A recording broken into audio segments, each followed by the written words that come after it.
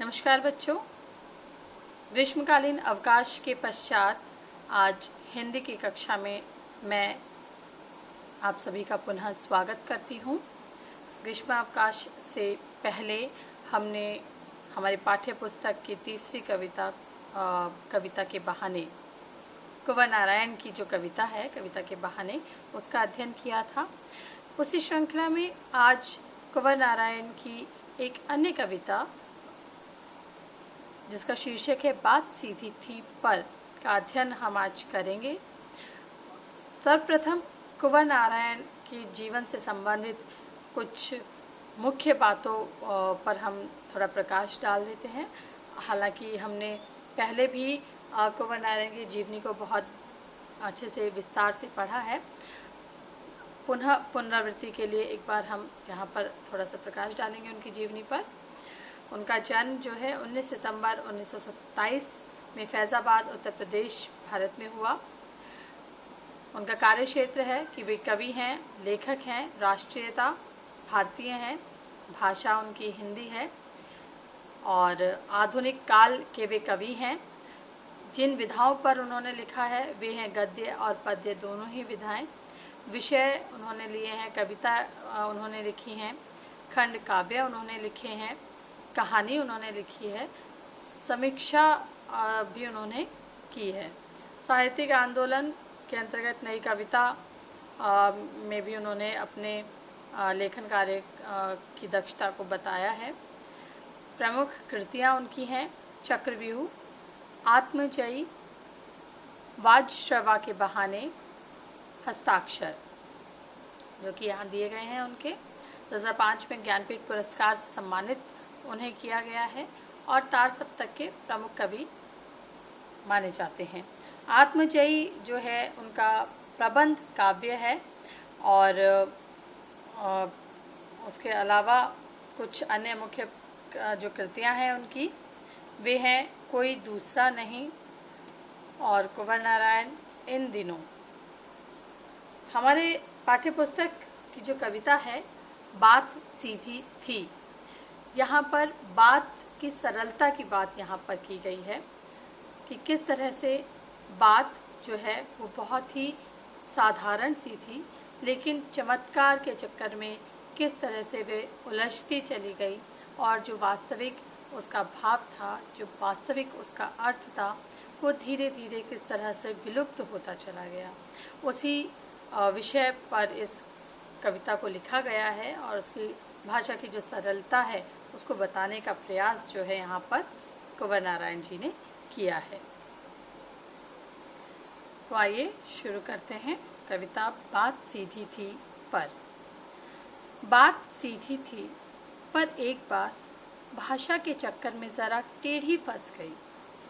उसे पाने की कोशिश में भाषा को उल्टा पलटा, तोड़ा मरोड़ा, घुमाया फिराया कि बात या तो बने या फिर भाषा से बाहर आए, लेकिन इससे भाषा के साथ साथ बात और भी पेचीदा होती चली गई।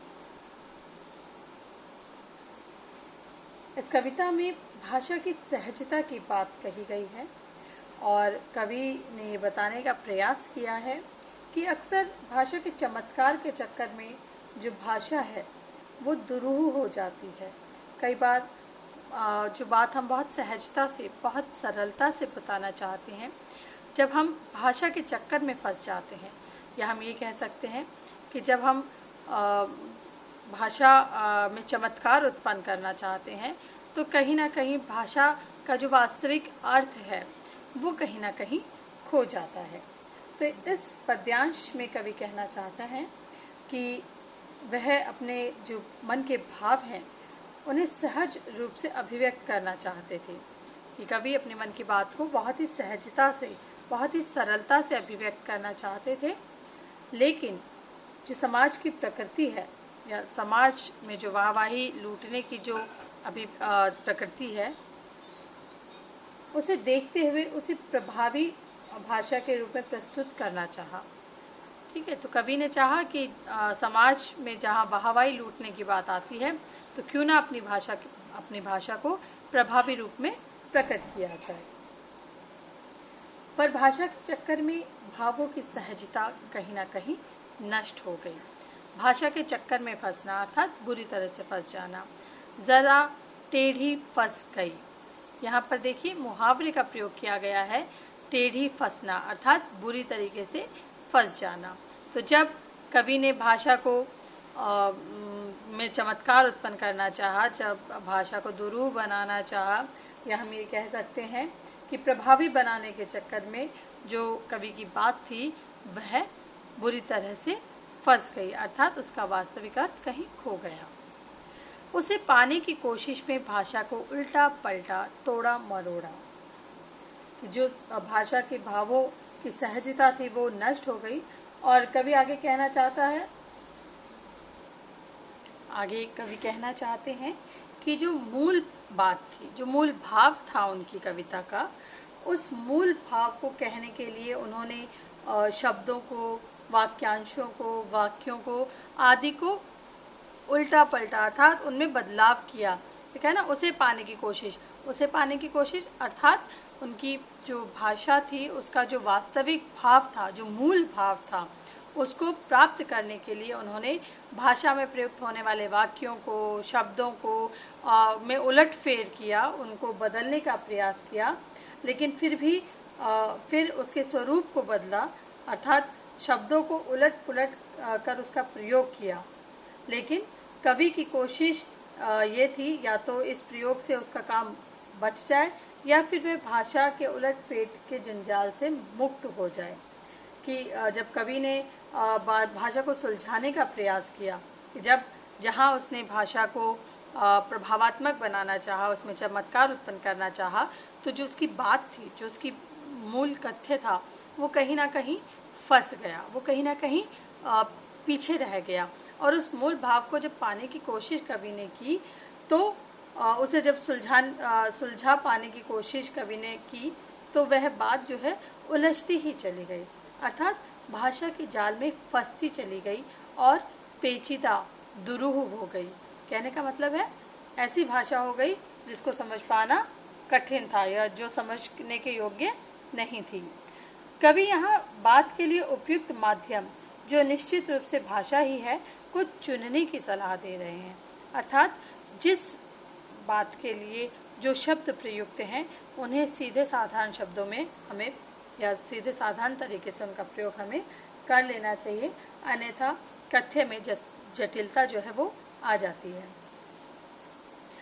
प्राय ऐसा होता है कि हम कुछ कहने के लिए जब घुमावदार भाषा का सहारा लेते हैं तो बात अधिक उलझ जाती है, समझ से परे हो जाती है। तात्पर्य यह है कि कविता की रचना प्रक्रिया में भावों के अनुरूप या भावों के अनुसार भाषा का चुनाव और प्रयोग करना चाहिए। कि जो भी काव्य की हमारी रचना प्रक्रिया है, जिस विषय को लेकर के हम लिख रहे हैं, उस विषय के अनुरूप ही हमें भाषा का प्रयोग करना चाहिए, शब्दों का चयन करना चाहिए। यदि भाषा के साथ हम तोड़ मरोड़ करने की कोशिश करेंगे, कहने का मतलब हम ये सोचेंगे कि ये साधारण शब्द है, ये साधारण वाक्यांश है, हमें थोड़ी प्रभावात्मक भाषा का प्रयोग करना चाहिए, तो कहीं ना कहीं जो भावों की अभिव्यक्ति है वो ठीक ढंग से स्पष्ट नहीं हो सकेगी। हमारे जो भाव हैं वो हम पूर्ण रूप से जिस भाव को लेकर के कविता लिखी गई है वो भाव लोगों तक या पाठक वर्ग तक नहीं पहुंचा पाएंगे। इस प्रकार कविता अस्पष्ट और निरुद्देश्य हो जाएगी कि जब पाठक वर्ग उसके मूल भाव को समझ नहीं पाएगा तो पाठक वर्ग तक जो भाव कवि पहुंचाना चाहता है उसका वो उद्देश्य कहीं ना कहीं क्षीण हो जाएगा और वो कविता जो है अस्पष्ट हो जाएगी, अर्थात पेचीदा हो जाएगी। पेचीदा मतलब दुरूह हो जाएगी, जिसे समझा ना जा सके। तो यहाँ पर कवि ये कहना चाहते हैं कि जो बात है उसे बहुत ही साधारण तरीके से हमें बताना चाहिए, उसमें चमत्कार का प्रयोग जब तक ज़रूरी ना हो हमें नहीं करना चाहिए। या हम ये कह सकते हैं कि बात सीधी थी पर शीर्षक कविता में जो कवि हैं उन्होंने कथ्य और शिल्प यानी माध्यम के द्वंद्व को उकेरते हुए भाषा की सहजता पर जोर दिया है। कथ्य अर्थात वो क्या कहना चाहते हैं, शिल्प अर्थात किस प्रकार के शब्दों को, किस प्रकार के वाक्यांशों का प्रयोग करके वो अपने भावों को कहना चाहते हैं। और जब कथ्य और शिल्प में द्वंद्व आ जाता है, द्वंद्व क्या होता है, विरोध उत्पन्न हो जाता है, एक तरह से विरोध, एक तरह से द्वंद्व, मतलब अपनी बात को स्पष्ट करने के लिए नए नए शब्दों का प्रयोग जब कवि करने लग जाते हैं तो जो भाषा की सहजता है वो कहीं ना कहीं खो जाती है। तो भाषा और कथ्य के मध्य द्वंद्व को नहीं लाना चाहिए और अपनी बात को कहने के लिए सीधे और सरल शब्दों का प्रयोग हमें करना चाहिए। काठिन्य निवारण हम देख लेते हैं। यहाँ पर काठिन्य निवारण अर्थात कठिन शब्द, जरा अर्थात थोड़ी, टेढ़ी अर्थात तिरछी अर्थात बुरी तरह से फंस जाना, पेचीदा, कठिन, और टेढ़ी फंसना मुहावरे का प्रयोग है जिसका अर्थ है कि जो बात है वो बुरी तरह से फंस गई है।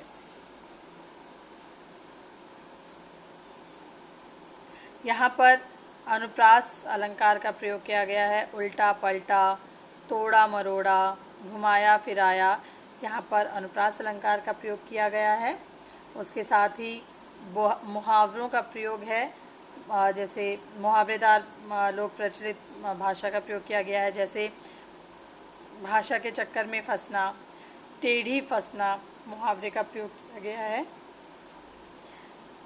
उसके बाद जो सात शब्द का प्रयोग किया गया है, इसमें पुनरुक्ति, प्रकाश, अलंकार को देखा जा सकता है। जो काव्य है वो छंद मुक्त है, अर्थात जो काव्य है किसी छंद में से बंधा हुआ नहीं है, अर्थात छंद मुक्त काव्य का प्रयोग यहाँ पर कवि ने किया है। और साथ ही हम कह सकते हैं कि कवि ने भाषा की जटिलता पर व्यंग्य करते हुए अपनी बात को जो है साधारण शब्दों में प्रयुक्त करने की बात कही है। तो यहाँ पर काव्य सौंदर्य हमने देखा, उसके साथ साथ हम ये कह सकते हैं कि यहाँ पर बिंब भी उकेरता है, उभरता है, जैसे कि भाषा को उलटना पलटना, तोड़ना मरोड़ना, घुमाना फिराना। यहाँ पर चाक्षुबिंब जिसे हम कहते हैं उस का भाव हमें यहाँ देखने को मिलता है। चाक्षुबिंब है यहाँ पर। काव्य का भाव या कविता का भाव हम कह सकते हैं कि कवि सीधी और सरल बात को प्रभावशाली बनाने के लिए सरल सहज शब्दों की जगह कठिन एवं अलंकारिक शब्दों का प्रयोग कर दिया। इससे उसकी जो बात है वो जटिल हो गई। तब वह मूल बात को व्यक्त करने के लिए भाषा में जितना ही फेरबदल किया उसकी बात उतनी ही जटिल होती चली गई। तो प्रस्तुत जो काव्यांश है या काव्य पंक्तियाँ हैं उसमें जो कवि है अपनी बात को, अपने विचार को, अपनी भावना को सीधे सीधे कहना अधिक सरल एवं प्रभावी होता है। लेकिन कई बार बात कहने वाला भाषा को प्रभावी बनाने के चक्कर में जटिल, कृत्रिम, आडंबरपूर्ण एवं अत्यधिक अलंकारिक बना देता है। ऐसा करने से जो सरल बात है वह टेढ़ी हो जाती है और हम कह सकते हैं, इसे ही कहते हैं भाषा के चक्कर में फंसना, बात का टेढ़ा हो जाना या बात का टेढ़ी फंस जाना, क्योंकि तब बात की मूल भावना ही विकृत और प्रभावहीन हो जाती है और जो कवि है वो भाषा के चक्कर में फंस जाता है।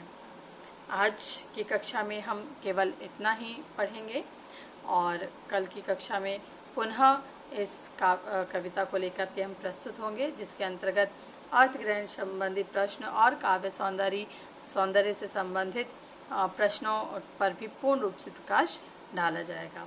तब तक के लिए आप घर पर रहें, सुरक्षित रहें। धन्यवाद।